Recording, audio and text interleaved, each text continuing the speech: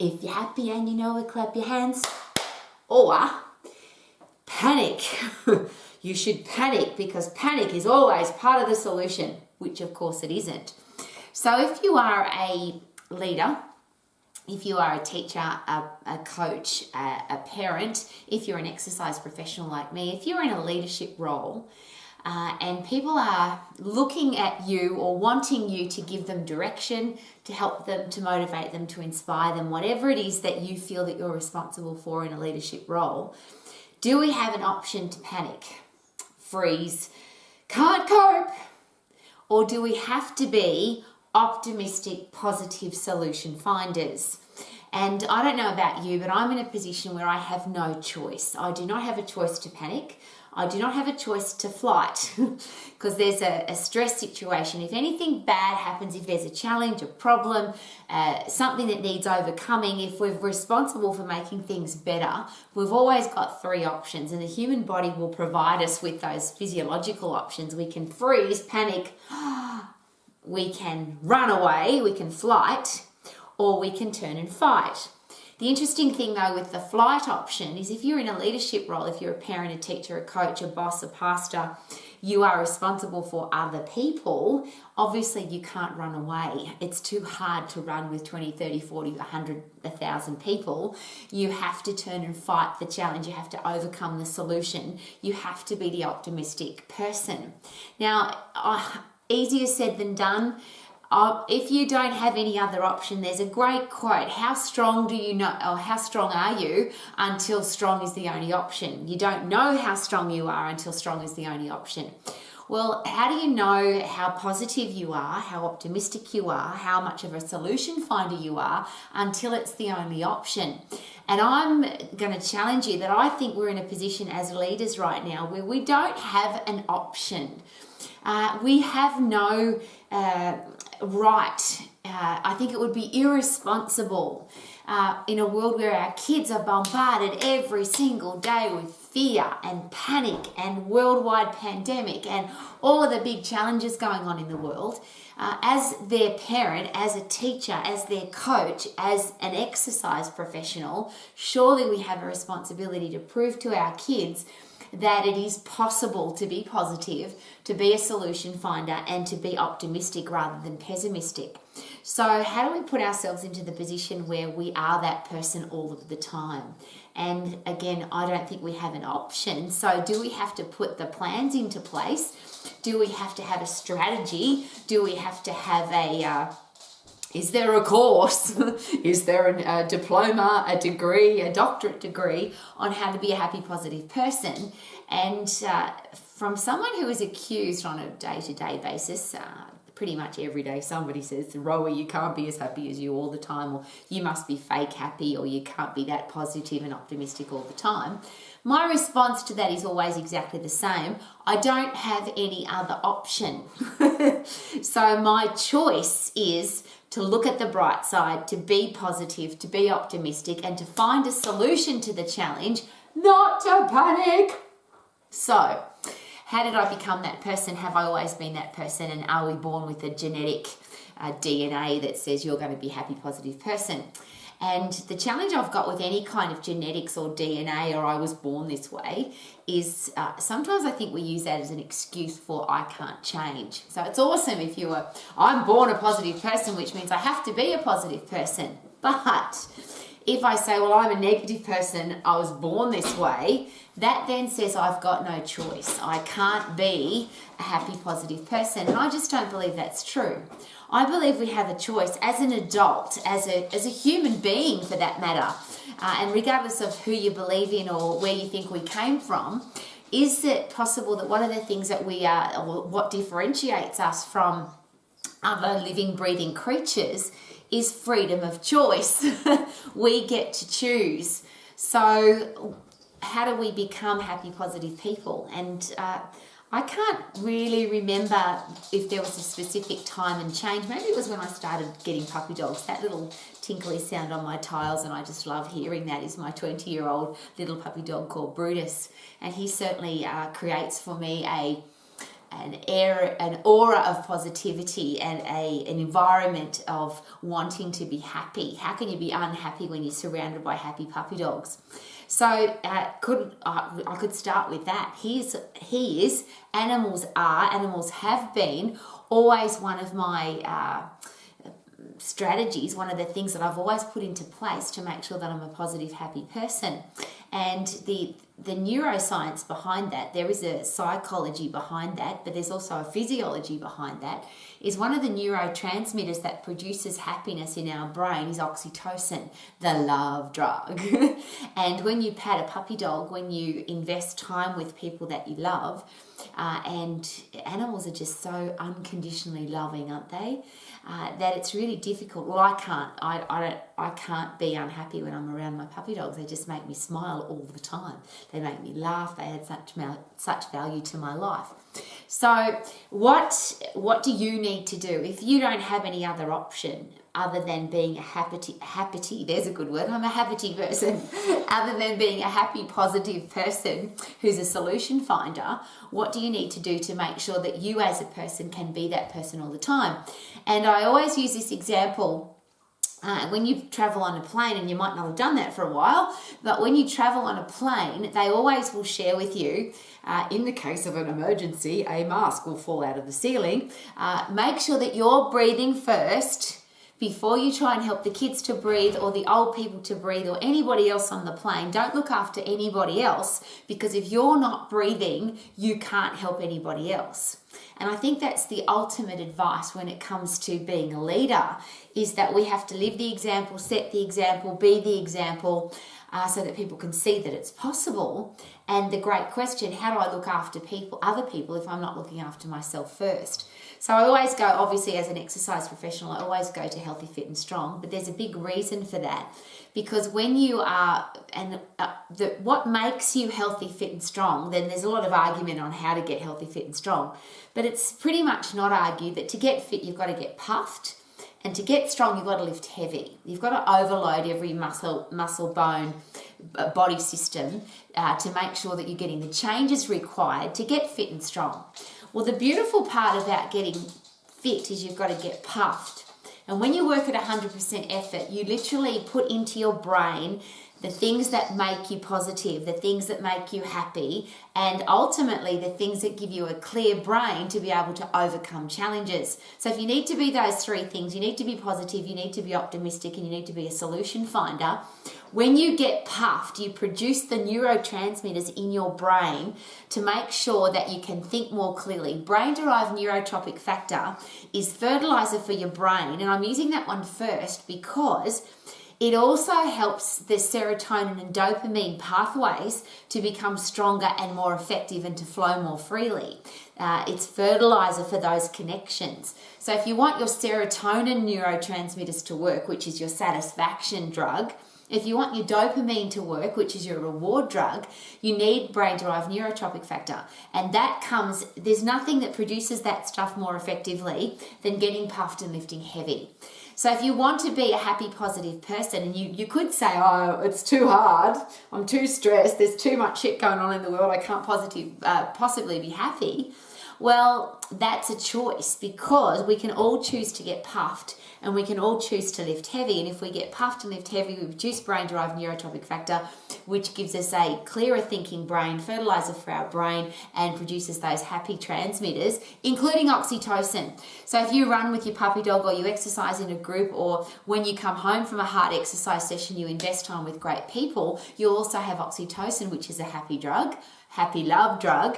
And then the really cool one, if you are really challenged physically and or mentally with pain, endorphins are not just a happy drug, but they're a pain-reducing, pain-killing neurotransmitter, equivalent, according to some neuroscientists, as morphine and cannabis. And there's a lot of people, obviously, if you're in serious pain, you'll get pumped up with morphine at the hospital. And there's a lot of people now that are smoking dope to get rid of the pain of all sorts of horrible, painful experiences, whether physical or mental. But when you exercise, your body produces those via the endorphin pathway, all by itself and naturally, without any of the horrible side effects. So why am I sharing that with you? Because so many people talk to me about being unhappy, miserable, stressed, depressed, all of those horrible things. And I don't want to take away from the fact that there are lots of people that have those challenges in their life.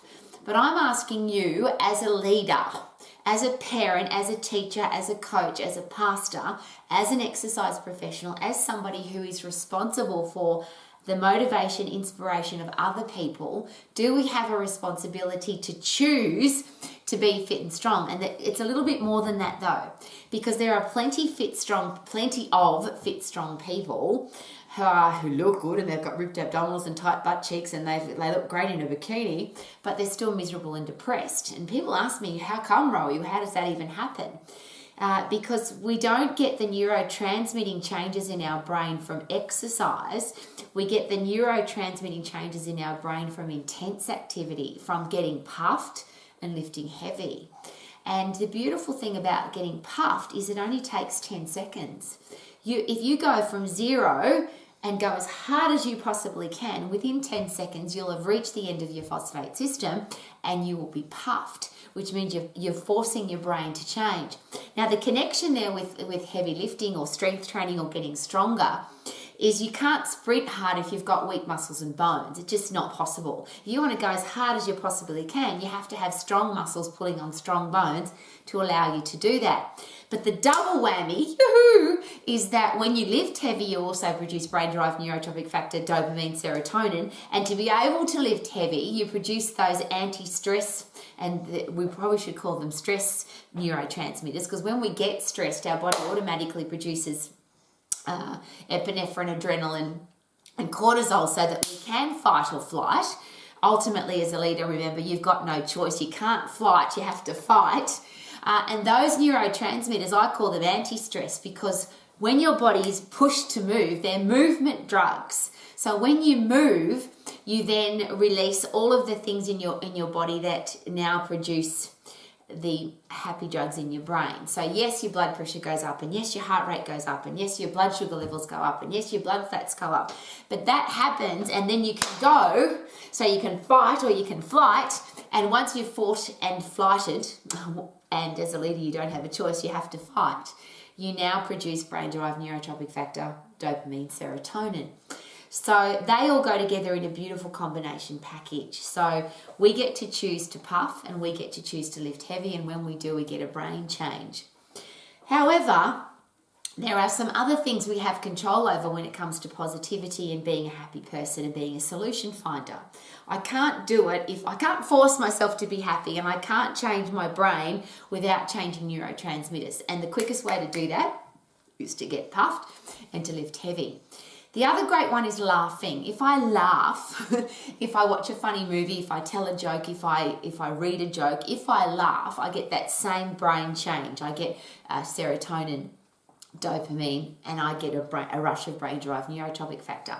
So probably the great combination there is to laugh while you exercise, and then you'll have pain-killing drugs from endorphins and happy drugs from laughing, and you'll feel so much better. But a lot of people say to me, I can't laugh when I'm stressed, or I can't laugh when I'm miserable, or I can't laugh when I'm grumpy. Well, how about we give it a crack? How about watch a funny movie? How about get out a joke book? How about hang out with some positive people? How about look for the positive rather than the negative? How about we look for the funny rather than the I don't want to laugh? And here's one of my favorite examples of that. Have you ever heard people say this? I've heard that joke before. And they halfway through the joke, they stop you from telling the rest of the joke, and they make it obvious that they're not going to laugh because I've heard that joke before. Well, how about this?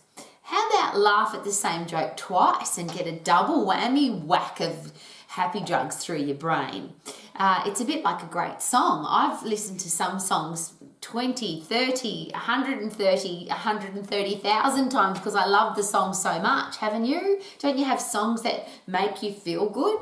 Well, why not laugh at the same joke twice, or laugh at the same joke 30 times, or laugh at the same joke 300 times? The brain change we get from laughing. So here's a really cool strategy to pop in your toolbox. If somebody tells a joke, let them tell it. And at the end of the joke, even if you've heard the joke before, why not laugh anyway? You get the benefit of the laughing and your brain will change. but the person telling the joke may tell another joke and may tell another joke and may continue to tell jokes. Is it possible that there are some people that have stopped telling jokes because every time they tried to tell a joke, somebody said, I've heard that before, and now they don't tell jokes anymore, and wouldn't that be sad? So we want to be huffing and puffing. We want to be laughing. Obviously, the next one is learning. If you want to be a positive, happy, optimistic solution finder, you have to be capable of finding a solution. So yes, you've got to have a healthy brain. Yes, you've got to have a brain that's full of brain-derived neurotropic factors so you can think more clearly, be more creative.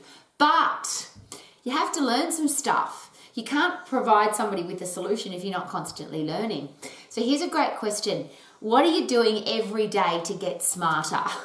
What are you doing every day to make your brain overload, to make your brain work? Because your brain's the same as every other muscle in your body, every other cell in your body.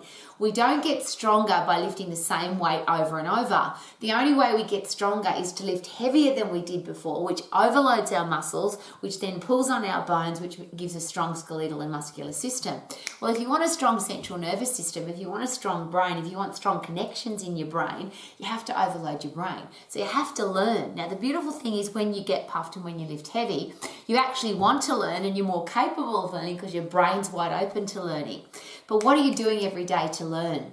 As an exercise professional, do you know your anatomy? Do you know your physiology? Do you know how all the body systems work together and what causes them to work so effectively when we get fit and when we get strong? What is the connection between the brain and the body? It's one of those driving forces for me why I want to learn every day and why I spend hours and hours every day. Every spare minute of every hour of my day, I invest into ongoing learning. I'm constantly wanting my brain to get more information. Now, one of the things that's really important that I think as a leader to study is optimism, positivity, and solution finding. How do we become critical thinkers? How do we create a more positive environment? How do we think more positively and be more optimistic? And do we need to learn how to do that? So yes, we've got to have a brain that's open to learning, but then what are we actually doing to learn how to do that? And is it possible that positivity is a skill? It's not something that you're born with. So when people say to me, oh, Rowie, you're so happy all the time. Well, yeah, there's a reason for that. I have lots of bright coloured flowers in my house. My husband and I every day, beautiful K-Man and I wake up every day. The first thing we say is, I love you. The next thing we say is, what are we looking forward to? We tell jokes all day long. He sends me jokes all day long. I send him jokes all day long. Our offices are in the same building, but we still send jokes to each other. We tell jokes. If something funny comes across our path, we share it with each other and we laugh every single day. We create an environment that is conducive to learning more and being happy, but we're constantly learning how to do that more often. So yes, our brains are constantly open to learning, but what are we learning? And can I or do I have the solution for negativity and pessimism and people who look on the dark side and people who freeze instead of find a solution? It would be very egotistical of me to say yes.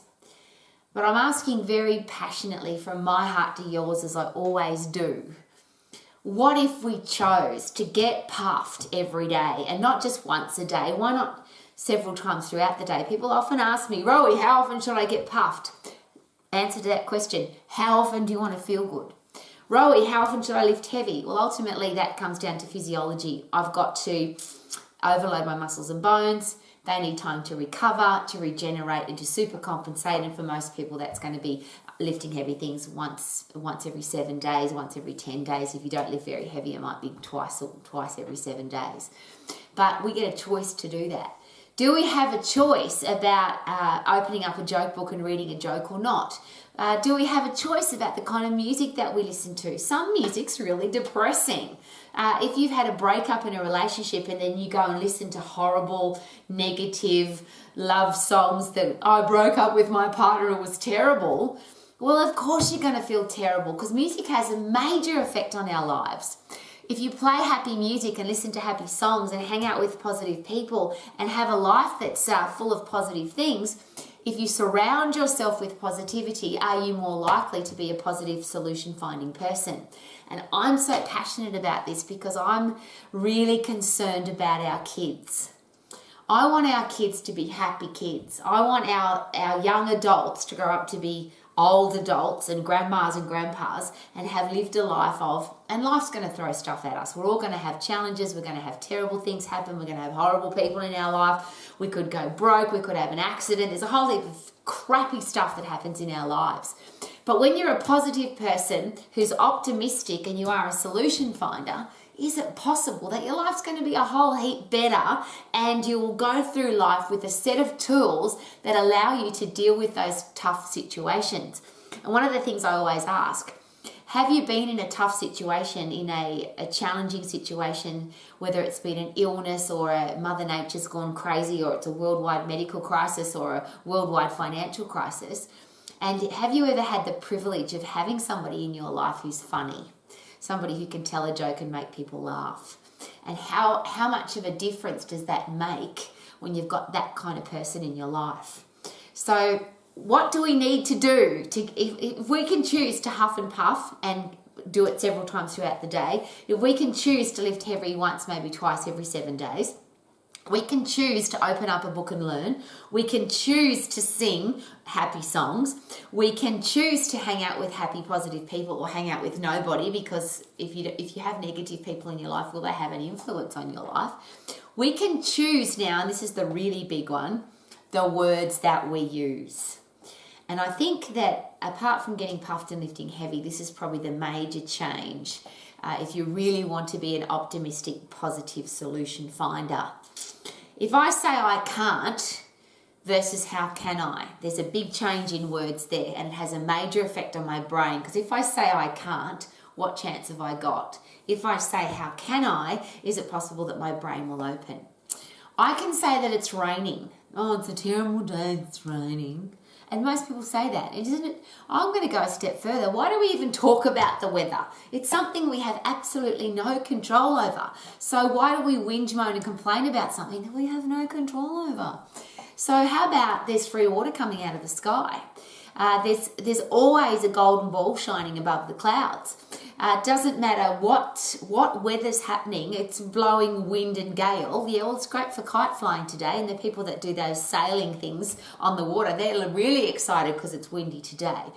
Doesn't matter what weather we've got. Could you turn it into a positive? Could you be excited by it? Doesn't matter what challenge comes into your life. Is it positive? You could be excited and happy about it, because how do I get tougher and stronger and wiser if my life is always awesome? Isn't it the tough times that make us more optimistic, more wise, have more mental strength and toughness, if we choose it to? See, if we freeze and panic, we probably won't appreciate a tough situation. But if we look for ways to overcome the situation or the challenge, to become stronger and better and wiser because of it, is it possible that we actually look forward to challenges because they make us better people? Let's pick some other things. People talk about the traffic. Well, how about there's cars on the road? And if there's meant to be cars on the road and you're on the road, well, you are part of the traffic, so you're now whinging about yourself. If you live in a big city and there's lots of roads, there's obviously going to be lots of cars, because that's what they built the roads for, the cars. So why would you whinge about something that you have no control over? Why not enjoy the fact that you live in a place where there's lots of people on the road, which means there's lots of opportunities because there's lots of people there. There's business being done. There's people going to play sport. There's people going shopping. There's people going to visit their families. People are on the road. Isn't that awesome? Rather than, oh, it's the traffic. Is it possible to turn every negative situation into a positive? And even if you disagree with me, I'll ask a better question, or a different question. It's probably a better question. What choice do you have?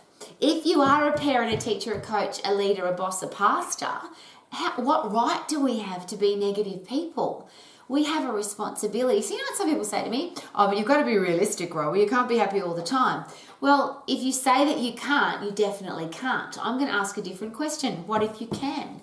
What if you choose to? What if you decide to be? What if everything that happens you look for a positive rather than the negative? And I'm in a situation now where it doesn't matter what people throw at me, I'm always looking for the positive.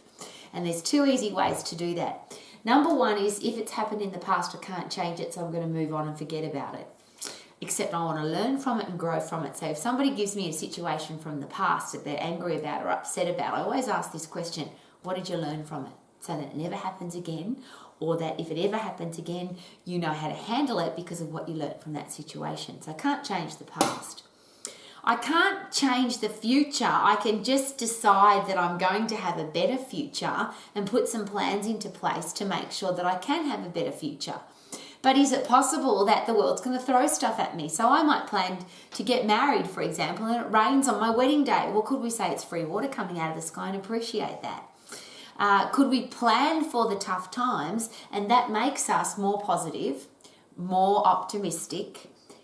And when I plan for the tough times, I'm optimistically planning that there's going to be tough times, which means I'm optimistically planning to come up with a solution before that tough time arrives, so that when it does, I can say, there you are, I was expecting you, planned for you and all ready for you.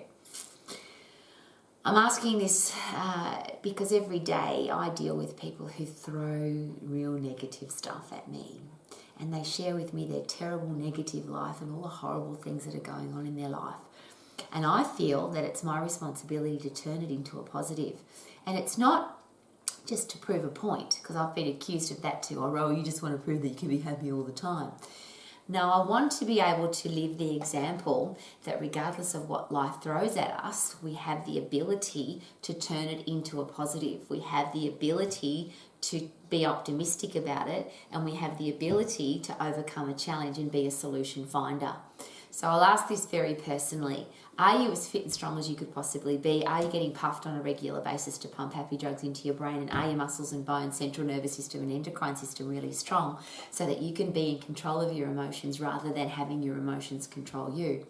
Do you laugh every day? Are you looking for the happiness and positivity and fun in everything that you do? Do you surround yourself with fun people, fun things, animals, great optimistic music? Do you... I'm going to sneeze. Love me. Now, there's a beautiful example of the difference at our house of just a simple word change. Most people, when you sneeze, they say, bless you. And if you know the background to that, it was a time in history where there was a horrible virus going around called the Black Plague, and it was killing people. And when people sneezed, the general population thought you were going to die from the Black Plague. So they would say, bless you. And for some ridiculous reason, we've brought that into the future, and every time somebody sneezes, we say, bless you. Well, I refuse to get caught up in that kind of negative word. So at our house, we say, love you. So when we sneeze, we go, I love you, which is a normal part of our life now. We've just changed that vocabulary. Interestingly, I could be in a lift with somebody or in an office with somebody or at the supermarket and somebody sneezes and I say love you, because that's my normal response now, because I'm in the habit of saying love you, which is quite an unusual thing to say to somebody that you don't know. I just use that as an example for positivity. And I'm going to use this next one, which is, may your Mondays be magical, may your Tuesdays be terrific, may your Wednesdays be very wow, and your Thursdays be thankful. May your Fridays be a fun day. May your Saturdays be super. May your Sundays be sparkly, 'cause you choose them to be. It's one of my top strategies for being a happy person. Monday is usually Mondayitis. It's our inflammation of the Monday. Itis means inflammation. I don't want to hate Mondays. I want to love Mondays, so I call them magical day. How are you today? It's a magical day. I'm awesome. Terrific day. How are you today? I'm injecting and infecting people with my terrificness today. How are you today? Becomes very physical because I write wow with my bum and say it's wow day. I'm wow. Thankful day. I have a bazillion things to be thankful for. Fun day Friday, it's easy, and most people are happy on Fun day Friday because it's the end of their week. But you'll hear some people say, oh, I wish it was Monday because I have to start work today because I work over the strong end. See, I call it a strong end, not a weekend, because weak people have weekends. I have a strong end because I choose to use different vocabulary. Could you choose different vocabulary? So I'll ask those questions again. Are you getting puffed on a regular basis? Are you strong and lifting heavy so that you get stronger? Do you laugh every day? Do you surround yourself with positivity and happiness and great music? Do you use positive words? And if somebody says something negative, do you turn it into a positive? Do we have a responsibility to do that? So if you've got 3 or 4 people and they start talking and everyone starts talking negative, you can have a downward spiral really quickly. If there's 3 or 4 people talking negatively and you stick your ass in there and say, hey, but what about this? And it's one of those interesting questions. We could walk into a room and stick a thermometer in there and it'll tell us what the temperature of the room is. So if it's negative and cold and distressed, it's going to be a low temperature. And if there's excitement and passion in there, it could be a high temperature. So the thermometer will tell us that. But I'm asking you to be the thermostat, not the thermometer. I'm asking you to go into a room and change the temperature. So if everyone's cold and miserable and stressed and depressed, turn up the temperature and be the person that changes how the room is. Be the positive, optimistic solution finder. So if people are talking about problems, it's a simple statement. How can we change that? What do we need to do to find a solution? What is the solution? Because it's really easy to focus on the negative and on the problem. But don't let people focus on the problem. What if we focus on the solution? So now we've got 3, 4, 5, 10, 50, 100 people focusing, brainstorming on how can we change this, how can we make it better. It's different words, different vocabulary, different headspace, but somebody's got to go into that situation, be the thermostat and change the temperature. So could you please be, and remember, if you think about where thermometers go, don't just be the person that can check the temperature of a room and say, yeah, it's really negative in there, or yes, it's happy in there. They can't be happy all the time. How about this? Just be the happy person, the thermostat of hot and happy and optimistic and positive and solution finding, so that whatever situation you're in, if you are a parent, a teacher, a pastor, a coach, a boss, a leader, anybody that's responsible for inspiring and motivating people, do you have the responsibility to change the temperature from stressed and depressed to happy and positive? And the last question is this. Is that a can't do that, or is it a how can I do that? And if it's a how can I do that, have you got the steps in place? Are you fit? Are you strong? Are you getting puffed? Are you lifting heavy? Do you use happy words? Do you surround yourself with positivity and great people? And do you have happy drugs pumping into your brain because you're laughing, learning, huffing, puffing and lifting? So huff, puff, laugh, learn, love. Huff, puff, laugh, learn, love. And imagine if you did that every day. Would it be possible to be a positive, optimistic, solution-finding person? Woohoo!